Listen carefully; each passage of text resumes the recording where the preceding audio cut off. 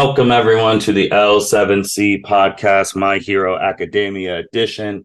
Today, we are back talking My Hero Academia Season 6, now actually officially talking about Season 6, Part 2. So it started episode Hellish Hell. So 14, 15, 16, and 17 of My Hero Academia Season 6. So in the grand scheme, those are episodes 127, 128, 129.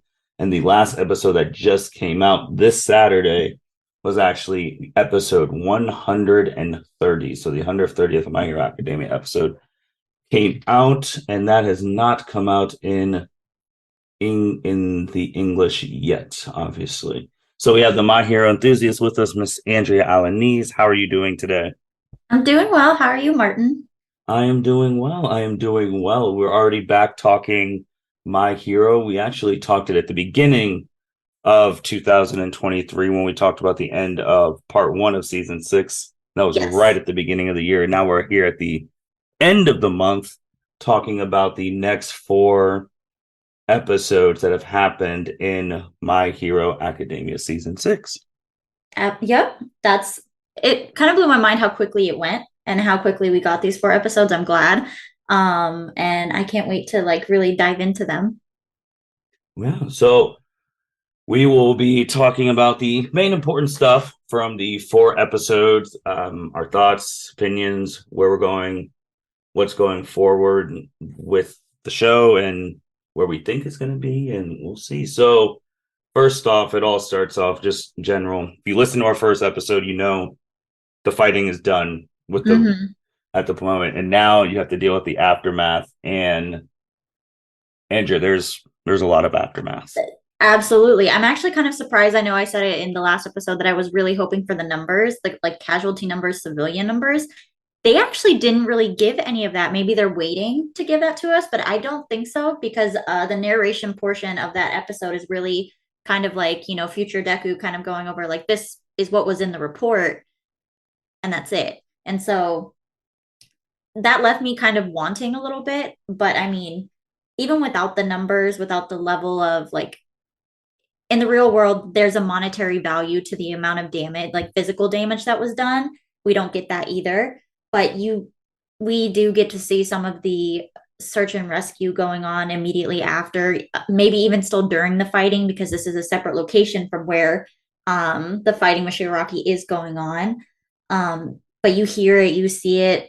There was the moment with the 2 like really young siblings and Uraraka and Sue come through with the clutch save. And I mean, you that's where you get that I don't want to say blank, but almost just like traumatized stare from Uraraka is in that episode. And she's Yes. looking at a hero, and somebody kind of made a comment on the internet that I read that it was like his first day. I didn't really get that, but he was just staring off, also just traumatized at the mountain of issues that was going on. And he was just like, I have to find a new line of work. I can't do this. And so that those feelings of despair, of hopelessness, of just like being overwhelmed were very graphically illustrated in this episode, even without getting, you know, the start numbers that I had hoped for. Yeah. So Uraraka's picture, I mean, it was shown, like they tweeted out the previews, and like even with the out of context manga panels, Twitter usually typically tweets out the manga panel of the big of what if an episode comes out. So Mm-hmm. that was obviously tweeted out just because like her hearing that person saying give it up, then you actually look out and see all of the chaos. And then the some stats that we do actually have Mm-hmm. is there's no confirmed number for civilians. Right. It's just hundreds, it's just blanket statement. Hundreds of people, like many people died, civilians, heroes, villains alike. It's about hundreds of were killed, and then a lot of people lost their homes, obviously due to Gigantomachia. Shigaraki's Yeah. decay and Okay, and that, yeah, that too. rampage. But numbers that we do have is about 16,000 Liberation Little Army people were captured. Yeah. So And 132 of them are still on the run. Yeah, with big wigs. Obviously Shigaraki, the high-end Nomus, Spinner, Skeptic, Dabi, and Skeptic, yeah. Dabi. Toby's still Toby. Toga. Why Toga? Toga, yeah. Toga's still MIA. Like, so the big wigs are all out there with the strongest high-end Nomus and all of that. So when you hear like 16,000 being caught, when we transition a little bit, once we're done talking about this episode, it really doesn't matter. It really doesn't, especially once we get into the next episode, which the only other like really big thing, like the biggest thing other than all of the chaos despair, one of the things that hit me in this episode was obviously the search and rescue, a lot of injured people getting taken to the little safe areas where there's medical attention. And just like a typical war zone, the emergency medics are like, hey, listen, I can't get to them. Like, Yep. they're too bad off. I have a better chance of saving these other people. Like, that's just is what it is. And like, again, real world application like that happens. And obviously that sucks. It's just, and it was hard.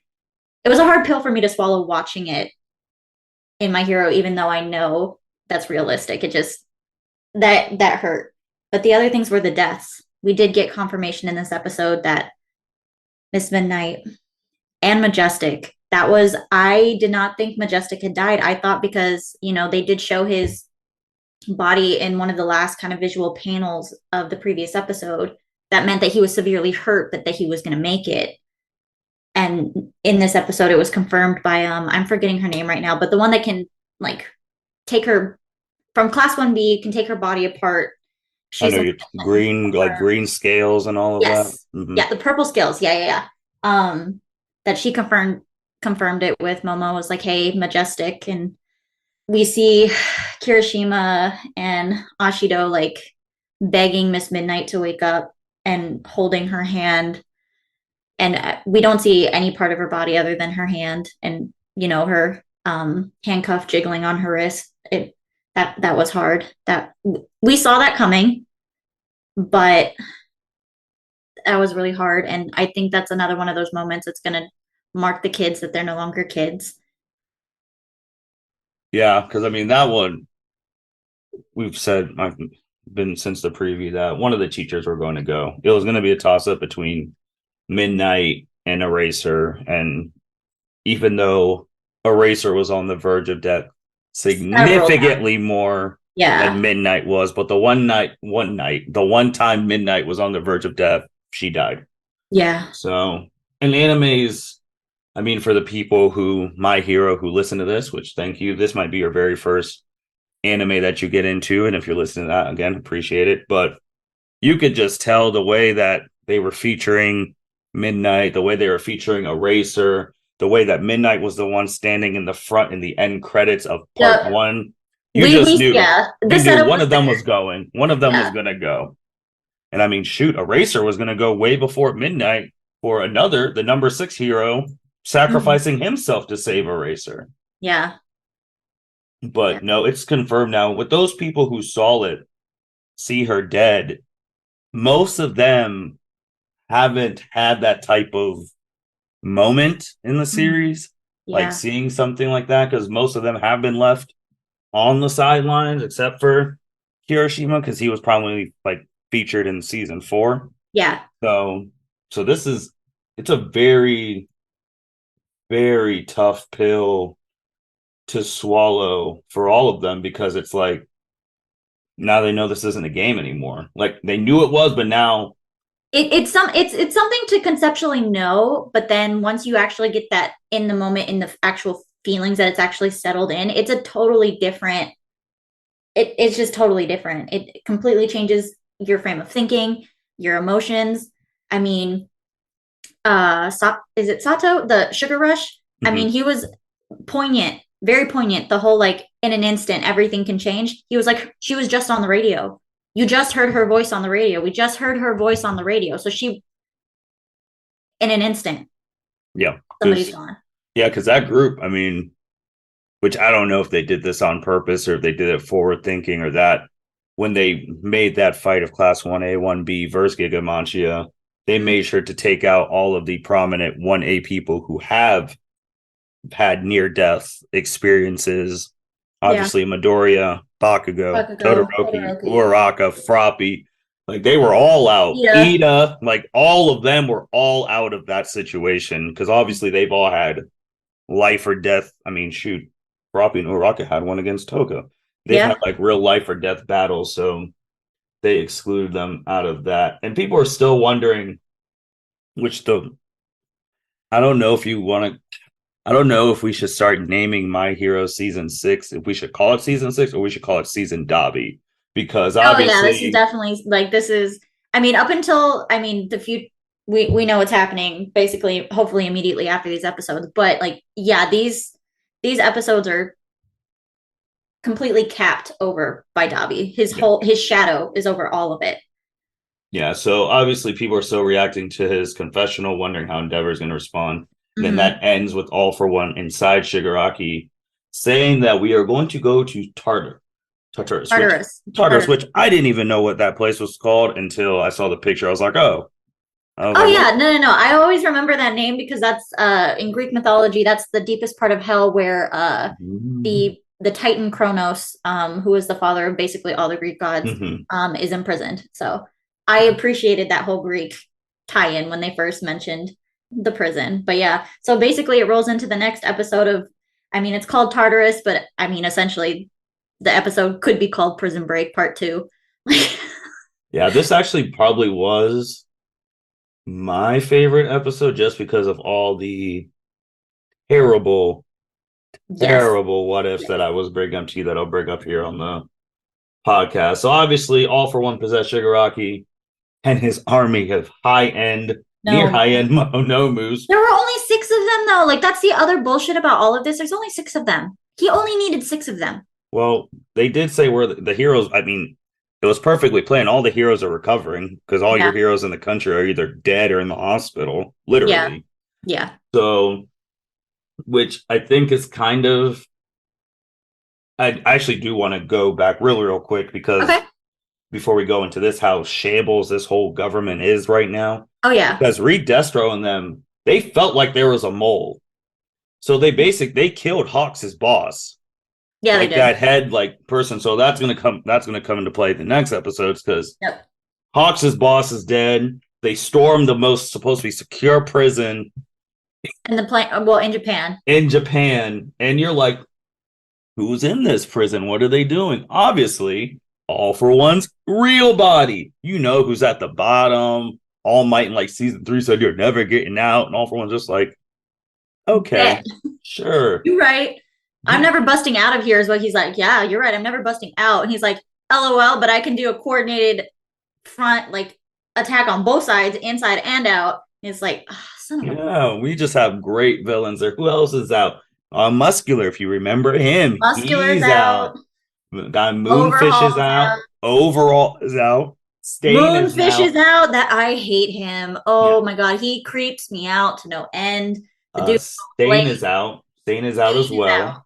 Yes. And when we talk about the promotions, like when they do the intro videos, a new female character is out. Lady Nyan. And she has like purple lightning as a quirk or something. Like I think that was her quirk that we kind of saw. She and she's gonna be prominent because spoiler kind of ish. I don't know like her full backstory.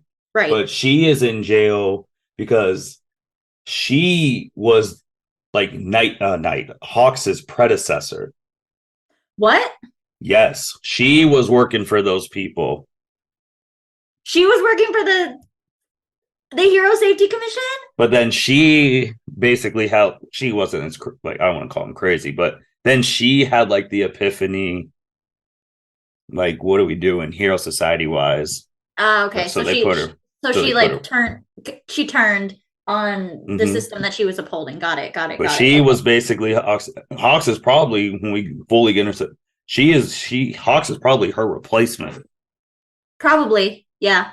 So, but yeah, I didn't know that. Okay. Yeah, she is going to be very prominent because she is going to be the person who with her skill set, like she's like like you saw how Hawks was able to take out twice. Like She's she's an trained as a assassin. spy, as an Yep. assassin. That's another set of skills that generally the heroes are not necessarily taught, because to be a hero doesn't necessarily mean you're going undercover, you're a spy. Yeah. And her first task is to capture Midoriya. Well, shit. Okay, I did not know that. Well, all right. Well, everybody gets busted out of this prison, Yes. unfortunately, and everybody's running amok. And after this prison, which is, like the high level supermax, basically nobody's ever supposed to get out of here. You're supposed to die there. Um, they go on and bust out, I think it's 6 more prisons, Yes. like lower level security, but still 6 more prisons. So you've got hundreds of villains on the loose that, the police and whatever heroes are on active duty or haven't retired, whatever, are trying to round them back up. But at the same time, for me, I'm sitting here like, and I'm sure some of the citizens of Japan are like, what's the point? You're going to round them back up. They can still bust them the fuck back out. Like, where there is no trust. And that's, again, the repeated theme of, the repeated hero failures. There's no symbol of peace. There's no one person that can put a stop to it. And when there was a full united front, they couldn't put a stop to it even preemptively. So, yeah, trust is shaken. Yeah. So to the core. also one of the biggest things too, like when All for One's like, oh, don't you want? But I'm going to be like the supreme demon, whatever, Lord, yada yada. Yeah, the new Demon King, whatever. And then he is going to be resting. So Shigaraki's body, which we talked about at the end, potentially is going to get from that 75 to 100. So that is very.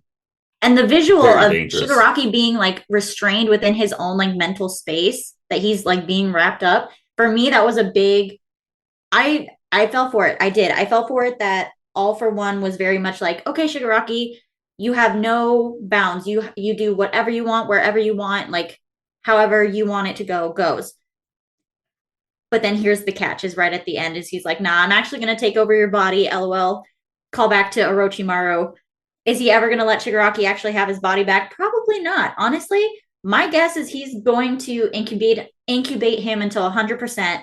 And then basically completely take over, because I'm sure All for One is tired of having to lug around a ventilator machine to fucking breathe. He ain't got no eyeballs. Like, wow. So, 2 things on that. One, I think it's kind of bad too that we actually kind of probably need to thank All for One for taking control of Shigaraki, because Shigaraki would still be out there trying to kill everybody. See, but if he hadn't taken control of Shigaraki probably would have died. Like that's actually true too. Like he would have died. We would have won. They would have won the war because Shigaraki's too stubborn to fucking back up. He would have died. You think he would have died at that end part with Blue Genius and Lemillion them? Because everyone else was on death's door too. See, but I think he would have, because he came in right after Endeavor like basically flambéed him. Like right before that, before and after that. So I think All for One taking over his body towards the end of that really like awoke the consciousness, because Shigaraki was out. He was out cold. So I think truly they would have been able, if not kill him, to restrain him enough and then do whatever they need to do. I will say, during the whole prison break, during all of this mayhem, all I'm sitting here thinking is back to our other podcast about the quirk erasing bullets. I'm still on the bandwagon of like, you are an ultimate evil. You're in this prison for life until you die. Give him the quirk erasing bullets. Just do it. Like, well, it's so much easier on everybody. Like, to lead into that too, because on my thing, when you brought up like All for One having those things, now potentially not yet, because now with everyone potentially under All for One, you got Overhaul, very smart dude. If Overhaul goes out and he, like, I don't know, they show clips of the final battle, sees Lemillion with his quirk back, he's wondering how he got his quirk back, or he's even gonna figure it out pretty quick. Yeah, then obviously that's Eri. Or if All for One, Shigaraki remember, I don't know if they also remember that Lemillion was like out, like how do he get his quirk back, and they meet with Overhaul, and then they make a deal. All for One says, I can give you your hands back. You tell me everything about Eri. Obviously, he tells him everything about Eri, and he would think the only people who would know where Eri is would be Midoriya, Lemillion.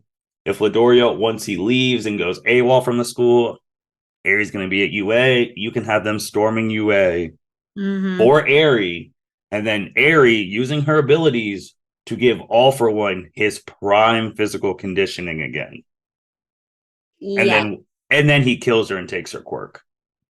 Well, he takes a quirk before he kills her, but yeah, for Yeah. sure. Yeah, 100%.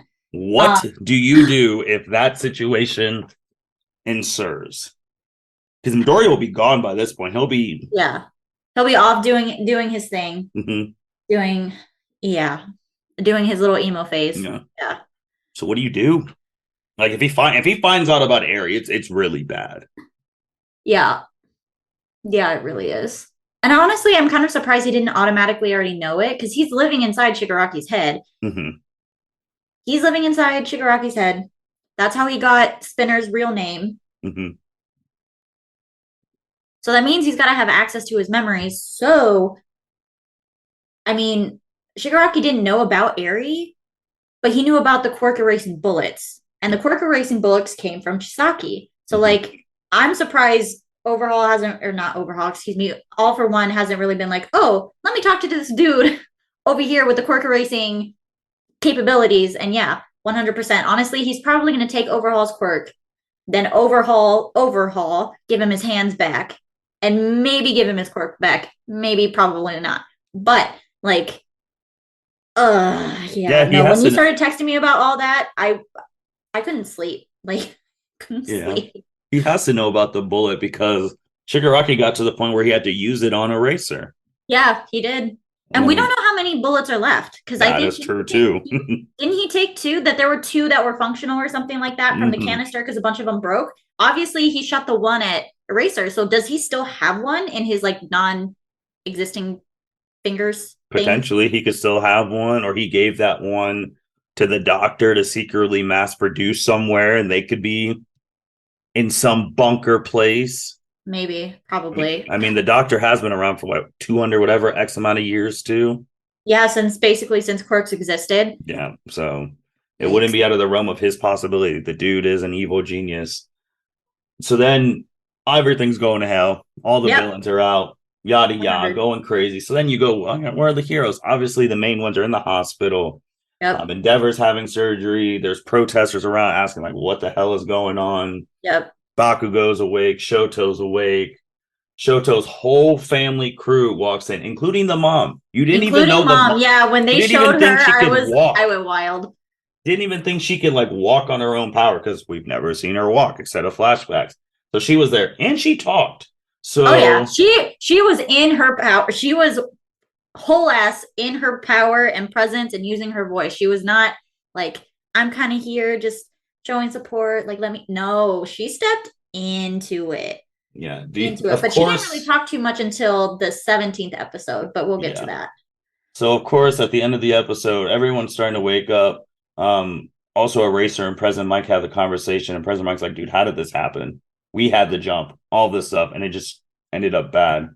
Yeah, And of course, when Baku was waking up, and they're telling him, like, "Don't freak out," because the only person in the hospital who was not woken up, of course, is the main character of the show. Midoriya is still in Maria. a comatose state, being watched over by All Might. Then that transition. And I did forget to say that season 6, part 2, has a whole different intro and ending song and Yes, video. Just yes. throwing that out there.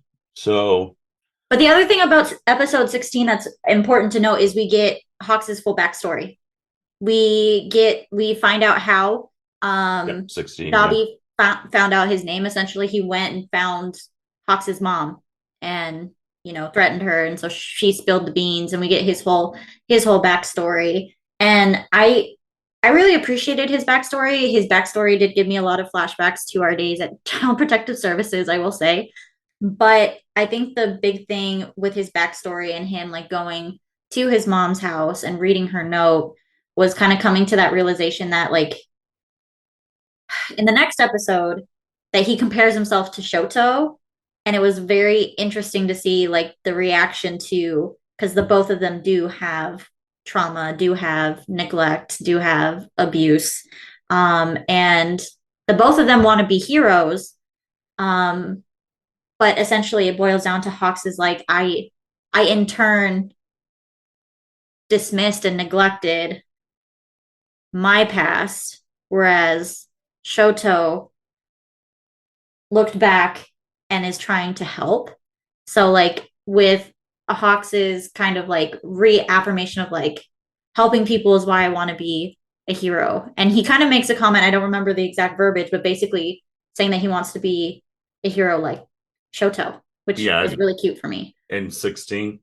Yeah. I would also 17. say that actually happened. That part happened in 17. Yeah, but it was his story was in 16, which you already said. Yes. So I won't add anything else to his story except for one thing. So you finally see the real reason. I know which is still a fine reason. He was talking about like takes a lot of guts for someone to try and catch up to All Might. That's why I like you, yada yada yada. Yeah. That's fine reason, but the real reason is because Endeavor is the one who put his dad in jail. Yeah. So that made it significantly more clear why Hawks idolizes him. It made so much more sense than just I saw this number 2 hero trying to catch number 1. It made a lot more sense to that. I would also say to add to this, I do like how little like when Blue Genius and Hawks were talking, how Blue Genius basically has his own version of the Batmobile.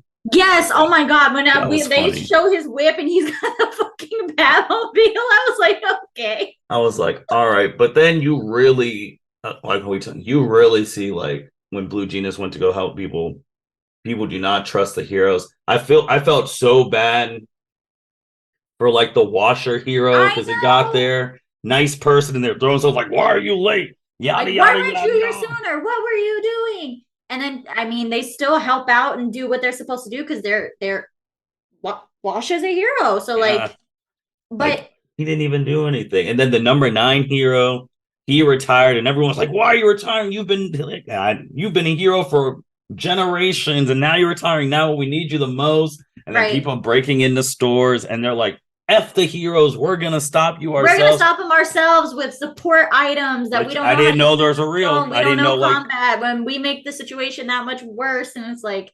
I mean, that's what grocery stores have like arms. So, I just didn't know I didn't know support weapons were just sold like that, though. Well, that's the thing is that's where when Redestro and I'm forgetting the name of the assistant that goes along, but that's why they were meeting with the like Superhero Safety Commission is because supposedly they were going to make a contract to be like distributing more of those support items and support. I don't want to call them weapons, but support items essentially. And that's when he's kind of making that comment. The seeds have already been sown. Like people are buying these products because they already don't fully trust that the heroes are going to protect them. So they're trying to protect themselves. And for me, with the real life parallels, all I could think about was Second Amendment, arm yourself to the teeth. Like, and it's like, oh God, like, yeah. And having it blow up in your face, which is exactly what happened in the situation that the washing machine hero like walked in on it was a robbery. The dude was like, nah, I got my support item. All the other employees jumped in with their support items and made the mess that much bigger. And it bled into the buildings next to them, caused injuries to other people because they're not trained. And so just, yeah, that got me thinking on the, Second Amendment soapbox. Yeah, because you get to, as a normal person, well, I would say as a non-hero, because these people could still have quirks on their own, obviously. Oh yeah, well, 80% of the people all have quirks. Yeah, but as a non-hero, and you basically give these heroes free autonomy, and you can't defend yourself, and after what you just saw, that one dude can just show up, touch the ground, and everything you built is gone, and the hero's incompetence, it's just like, where else do you go? What else do you do? Right. So now everything's in shambles. Endeavor's awake. Obviously, the doctor person who hopefully he's a good guy doctor and not another secret agent bad guy doctor in the future. Hopefully not. But he is like, still believes him. Obviously, they're protesting. Yeah. Because they're all there. Then like he's thinking about Toya, aka Dabi, and like he's starting to cry. And then that's when you have the whole Todorki family come in there, and then when he saw Ray, Right. he was like, well, and then you go into the next episode, the one that just came out as of yesterday, which in watching it, it's interesting in the fact that it's like, hey, if you want to go get some little backstory stuff, just go again, listen to the Todorki Family Dynamic on the L7C podcast, link to this episode whenever you listen to it. But what did you think about this episode? And this obviously the last one until this Saturday. And Mhm. yeah, what did you think about this one? So okay, watching it yesterday with my roommate, like literally I was up and down. I Mm-hmm. couldn't keep my comments to myself at certain points. Like it was when Ray kind of made the comment about like, I feel just as guilty as you, like I'm complicit too. I was like, okay, let's see what you have to say. And then when she was listing all these things out and we get to see like a lot of things play out, I'm like, ma'am, like, mm, no, no. I'm sorry, no. For me, the person who wrapped it up the best was Natsuo, kind of saying like, you are at the center of all of this. You are the cause for all of this to endeavor. But maybe if I would have responded different, blah, blah, blah, maybe things would be different, whatever. I didn't agree with the last part because, again, and when Fuyumi chimed in, she's like, oh, I saw us fracturing, but I just did my best to keep up appearances. It's like, you two are children. You two were children. You have no responsibility in trying to make sure that essentially your older brother doesn't go insane and start killing people. It's also not y'all's responsibility to do things to try to save your parents' uh union. I won't necessarily call it a relationship. Um, or try to like ease that tension because that's not their responsibility. But man, just I I personally had built up a lot of sympathy because, like, yeah, this is a really hard situation. Being the number one hero, you just had your dirtiest secrets blasted out to the entire country. And yeah, karma sucks, and I think he deserves it. But the fate of the entire like hero society is hanging in the balance. So like, I had a lot of empathy and like was like, okay, how are you going to do this? But then we get to see more of those flashbacks and how he handled a lot of things. There were a couple scenes in there where it was even worse than I had already been picturing. And that reignited my just like, God, you suck. Like, why? Why? The scene where Ray's recalling you, she's like, what are you seeing right now? And he's enraged at her for not keeping things under control, that she didn't start this whole mess. She's tears streaming down her face, constant, scared. He just probably had hit her. She's on the floor. Shoto had tried to like protect her, and he's only probably like 5. Tears streaming down her face, and she's like, what are you seeing? And the look on his face, that was a wrap for me. That was a wrap for me. I was like, no. I I appreciate that we're going to need you to get your shit together to hold things together, but as soon as things are okay again, you need to walk. I'm sorry. Like, that's how I feel about it. I truly still feel like that he shouldn't be able to call himself a hero, because if this was real world, that is all child abuse, that is spousal abuse. There's a lot of other things I could lump in there, but like, means you would go to jail as a normal criminal. And in this society, generally speaking, if you commit any sort of crime, that means you're a villain. So for me, I do need him to like help save Japan. But once Japan's saved, he can't. Not in my opinion. I don't think he should be a hero anymore. All right. Well, that was a lot. It was. Um, This episode was a lot. That whole episode was a lot. But yes. it was funny because when I was watching this, like I didn't get emotional or any of that. Like I just watched it to watch and like analyzed it. And I think for one, I'm gonna be honest, because if we're gonna do real, I actually don't think though the people out they don't give a shit if he hit Ray or those kids or not. They don't care. They care about you're the top hero. Why is your how did you not know your kid is one of the top people in the League of Villains killing people? That's what Right. they really care about. That's Because fair. so and that thing also with him child abuse and going to jail also really he wouldn't go to jail. He wouldn't. No, Because he'd if be we're able to pay his way out of it and all that. Yeah, I know. okay, or he wouldn't even be not guilty in the fact that look, I mean, in the real world thing, police officers kill innocent people all the time, and so let's just so that one's out. And I think when I was watching it for the thing that trying to get everyone's point of view, I will say that Shoto's sister as a kid was adorable. On a Yes. happy note, her character design she was very cute, but like all of them. So like if you really want to go from the whole thing. I mean, none of this would have happened if Ray's dad would have not said no, if he would have said no. Right. I mean, so Right. there's But Ray's dad would not have been put in the situation to say yes or no if Enji Todoroki hadn't been like, I need to bioengineer the perfect hero to beat All Might. So let me marry somebody who's got a nice quirk. So true, but it all roots back at him.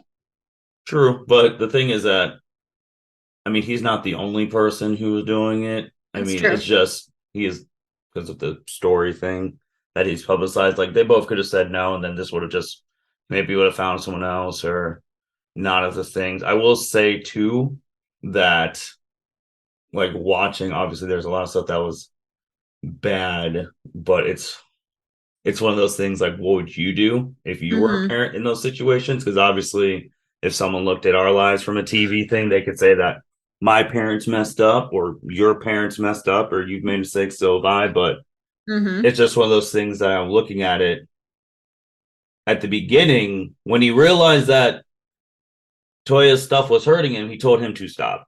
Right. So that was the right decision. Now, obviously, like continuously you're trying to have kids to get the perfect one.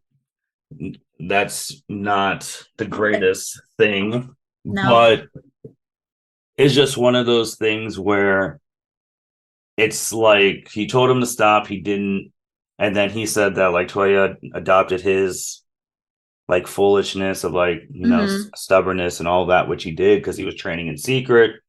And then he was like, just forget about being a hero. There's other careers, but he obviously he's like, you're the one who Wanted. wanted me to surpass thing. And then I understand where he's coming from too, from reluctant because he's the oldest.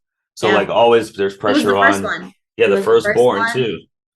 So there's First son. always pressure on Yep. that. Yep. You want your parents' admiration and you don't and firstborn children are typically seen as the screw like the test experiment because then Yes. once you have other kids, the parents know what they're doing and Mm-hmm. you get tossed to the wayside. And then with the hit scene, obviously don't condone that, but it was building to I was like, now I see how this all built to this part. Like because when you were watching it like season 1 and 2, you're like, he just randomly just hit her. Right. Like so now like that and then she retaliated, then everything broke, and then everyone just went crazy. And obviously if he would have went when Toya told him to go to that forest, Yeah. it would have been prevented. Dabi wouldn't have been created. I don't know. We still have to find out if it was the doctor who just randomly Picked him picked up. up the body Yeah. and brought him back. And all for one's like, oh, this person has a great potential. We got to bring him. We got to bring him Bring him into the back. fold. Yeah. Yeah. So it's one of those things too because now they're all gonna stand together to beat Dabi, and then the oldest like, this is just for this Just for thing, now. which Natsuo was is being like, just for now. And I'm like, thank God. Okay. Because when they were all like, we like your spirit shattered, so we're gonna stand with you. And I was sitting there and I was like, okay, like I feel it, but like, I'm not sure how I feel about this long term. And then he hit him with the for now. And I'm like, okay, thank you. Well, yeah, he's the only one. All of them have already. It's already been shown this. All of them have already forgiven him to an I extent. don't with Ray's tone. I don't think she's maybe I'm using forgive improperly in this sense, but like I feel like she's still pissed at him. I feel like she's still like, nah, fam, like I can forgive you, but I want nothing to do with you in that sense.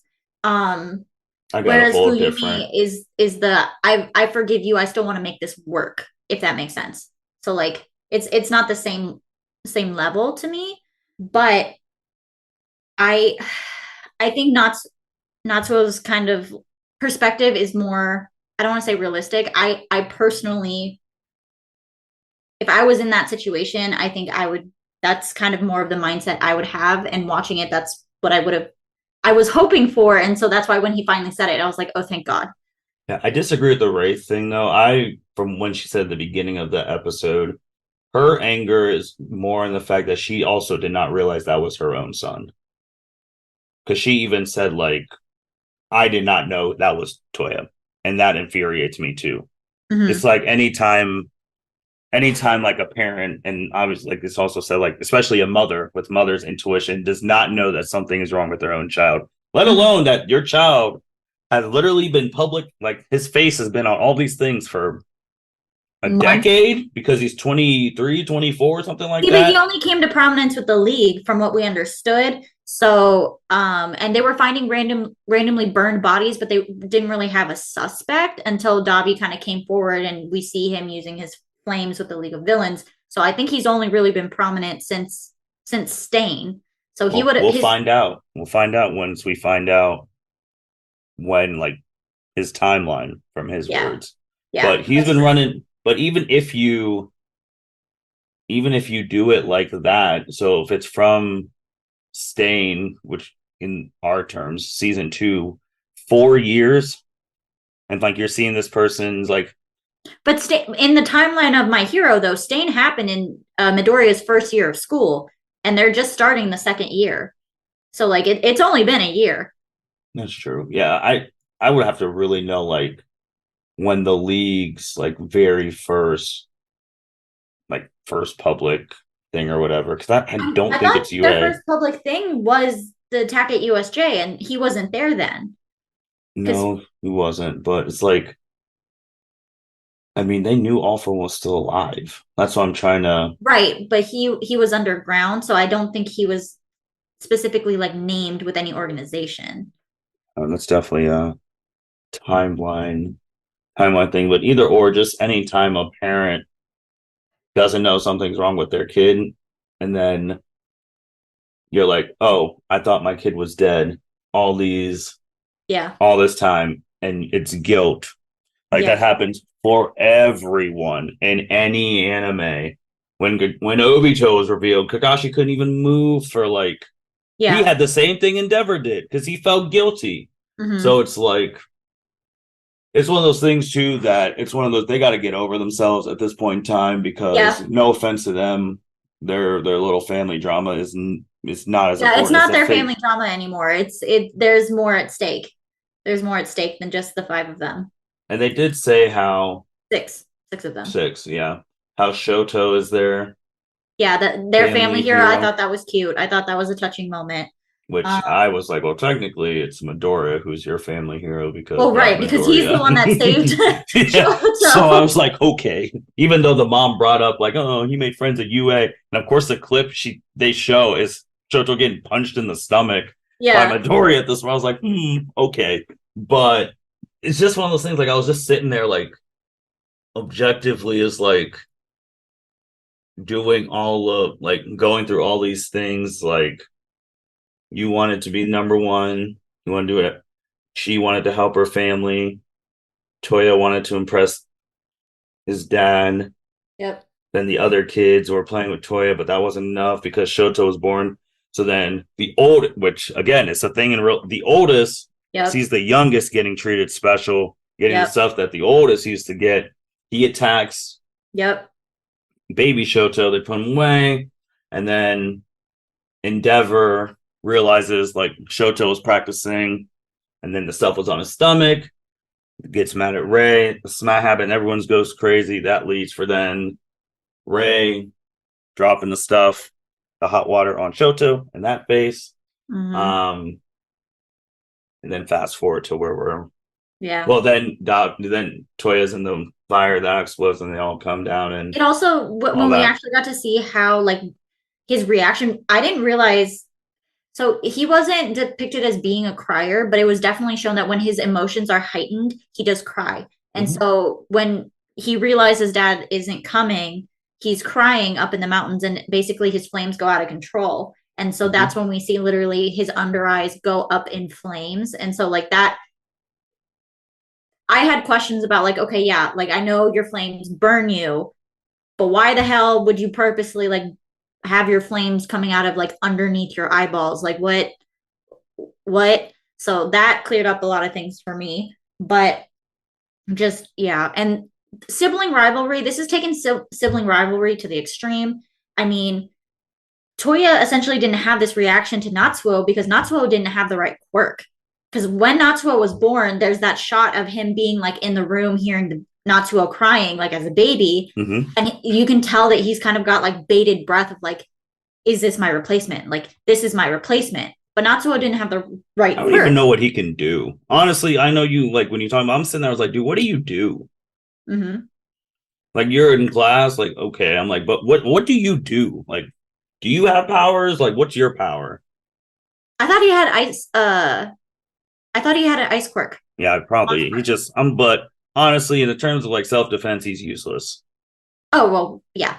He's never trained his quirk. Neither has Fuyumi. So like, they're just normal, regular, quote unquote citizens that don't have any permission even to use their quirks. I was actually surprised to see Ray use her quirk because she started using it when she noticed that Toya was like getting really worked up and potentially was going to attack Shoto, and he did. So I was actually kind of surprised she was used to using it because, like, again, technically you're really not supposed to unless you have a license. But regardless, but yeah, I think the biggest thing for me was also just, as much as like for me, I harp on the whole karma thing for Endeavor. This episode very much laid out the whole you reap what you sow. Because he did. He's the one that entrusted kind of that mantle of like, okay, surpass All Might onto Toya. And then you're right, like to protect Toya from hurting himself, told him to stop using his quirk.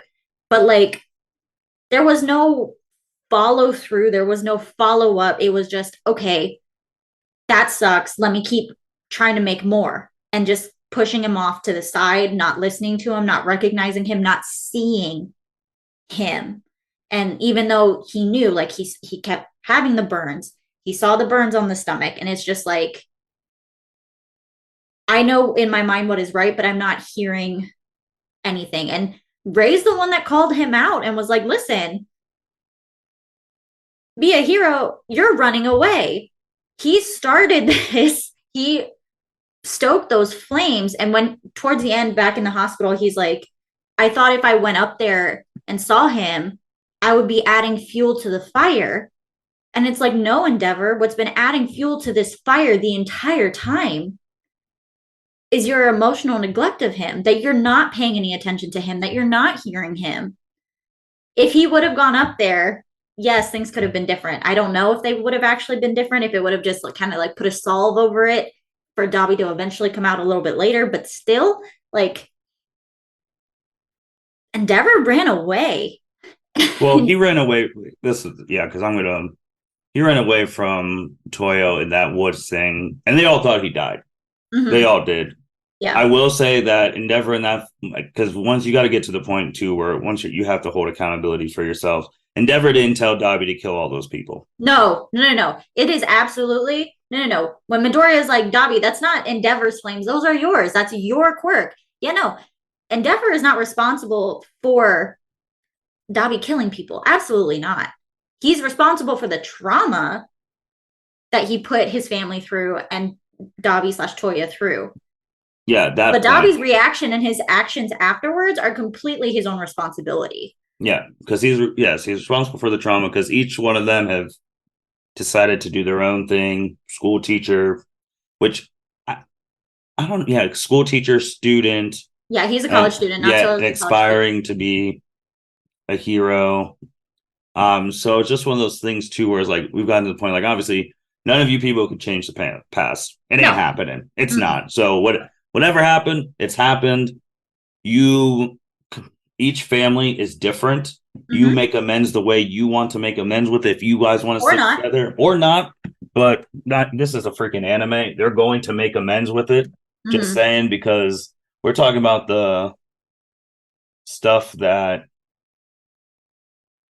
Endeavor is doing here. I mean, there have been anime characters who've done way worse, and they are still super popular, Yep. and their past get erased like nothing happened, a la Mr. Sasuke Uchiha. So Yes.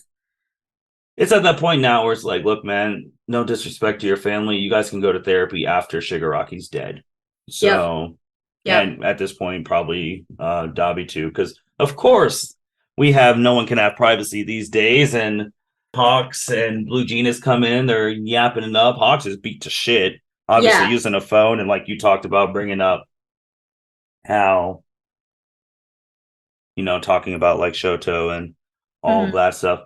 I would be surprised maybe when Shoto and Hawks are together, he'll be like, you're my dad was a criminal, this, all this happened, and your dad's actually the dad. Like that may happen, their little moment, Yeah. but Have a little whatever. bonding moment like that. So then obviously you get to the point where they heard about One for All and the other part that we said in the preview. All secrets are about to be exposed. Yep. And then Endeavor remembers saying Deku. They try to go talk to Deku. They're like, you can't go in there because All Might said just him and Midoriya. And then All Might's like, he's in there in the He's comatose probably in there state. talking to the other wielders, and I'm like, yes, finally a meeting. Like, okay, like it makes sense. But Yeah, before all of this is Hawks is putting it together because the reporters asked Ray and Natsuo Fuyumi, what's all for one for all? What's one for all? Like, is Endeavor connected to one for all, or like what is it? And it's like, yeah. So that's going to be bad in a sense. yeah, I mean, which I said that's going to be the reason he leaves. I said at the beginning, yeah, his that you did, absolutely, you did. This secret's going to be exposed, and not just All for One. There's going to be everyone coming for him because if they do the full thing, my quirk came from All Might. Then everyone's going to be like, "We have a chance to steal the quirk that made All Might All Might. We have to go kill this kid, Yeah. and we got to go take it." So I think also, and they were giving Endeavor the rundown. The whole place has gone to shit. And Hawks' boss is dead. They're gone to shit. They're calling heroes from other countries. Yes, and That's that was the point when that happened. I was like, where the fuck was this? Where Yeah, the that was bad. That was oh really bad. man. I understand. I guess one person, Shigaraki and them, is not I don't want to say Avengers level threat. I guess an Avengers level threat, but Yeah, he's trigger bombs are because you're just nuking the whole planet. So I guess that's when their UN wants to get involved, but not. But maybe they'll get involved now that they know All for One is out of prison. Well, yeah, because they know now he's out of prison. right. So, and I think with the biggest thing with that is the preview. Straight up, the council asks in Midoriya, can you kill Shigaraki? Yeah. And that's where you're left off, and then that's the episode we're gonna get. And the episode is called, isn't it like Midoriya's origin or something like that? Currently right now, Izuku, Midoriya, and Shigaraki, like basically just Origins. That's right. origins. And as soon as I heard that, I'm like, I swear to God, I swear to God, I swear to God, if you're right that Nana and his mom are like cousins or something, and so then those two are distant cousins. Oh my God. The Okay. thing is, All Might would get. I'm All Might would be getting the same shit too if like they came out like, how did you not know your master's grandkid was the Yep. leader of the Yep. League of Villains? Like if that shit comes out, he'd be getting in trouble too. Mm-hmm. It's rough because public opinion is everything. Dabi got to everyone first, like he's thinking he's probably moving up for All for One's maybe right hand man Yeah. now. So what do we?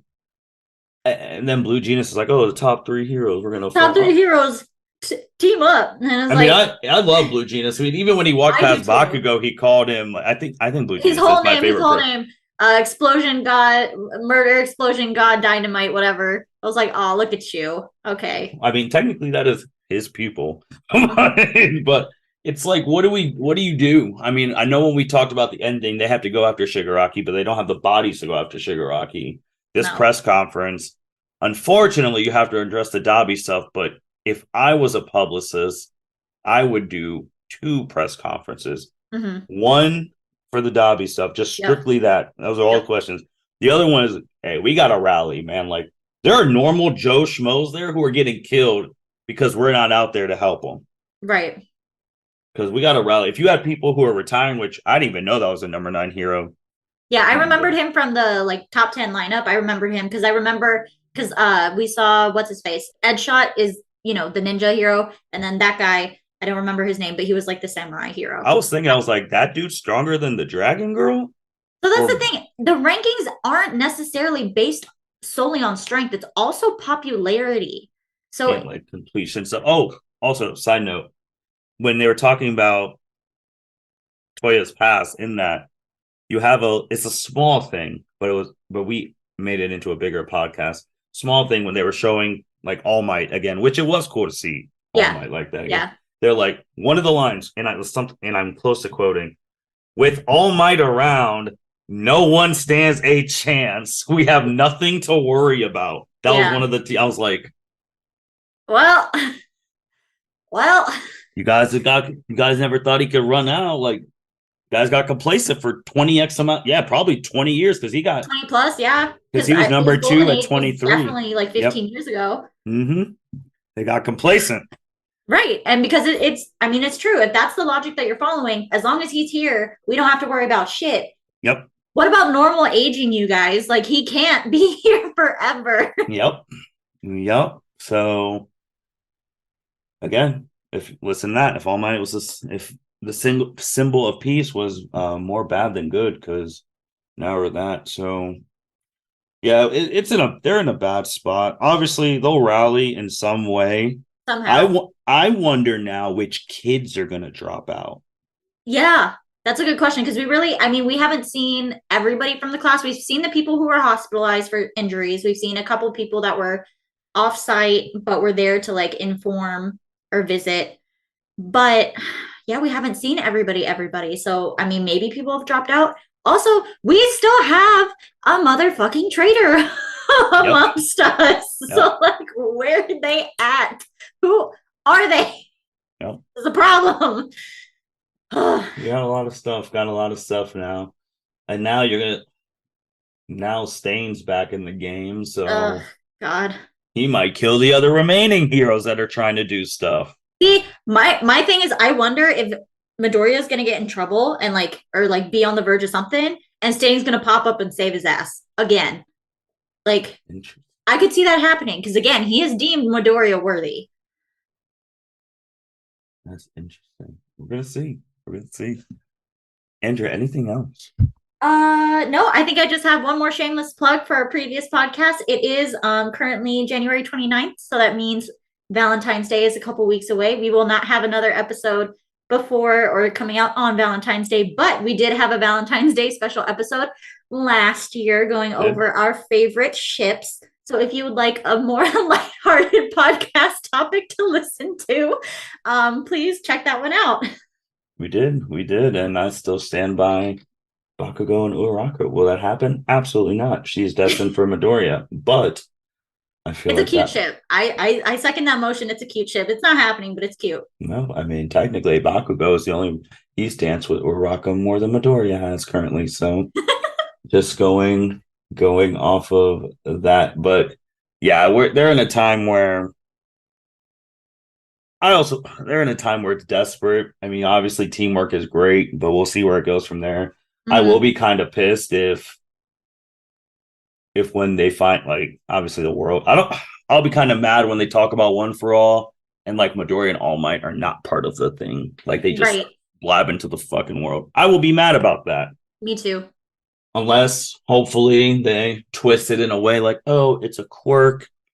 that All For One wants to get to take over the world. That's all you got to say. But obviously, Midori's, they're going to know it's Midori and they got it. Yeah. Right. But they have to keep some sort of level of secrecy. Like, right. They have to. I would hope. I would fucking hope. Yeah. Because they'll say that. They're like, we don't need to put you in hiding. Midori's going to say, no. And then he's going to leave. And then that's it. Yep. That's it. But with that being said, and you're already plugging Valentine's Day, thank you for listening to the L7C podcast. Greatly appreciate you guys who listen on all the things Spotify, Google, Apple, and YouTube. And as I opened YouTube right now, it's funny. The first video recommended is This Was Just a Big Mistake, My Hero Academia. And it shows the iconic now Uraraka picture that we just talked about. So people, internet spying on us. But with that being said, thank you everyone for listening to L7C podcast. You guys take care. Thank you for listening to this episode of the L7C podcast. Be sure to like, rate, review, and subscribe to the channel. Follow us on all social media platforms, and we'll be talking to you guys soon. Take care.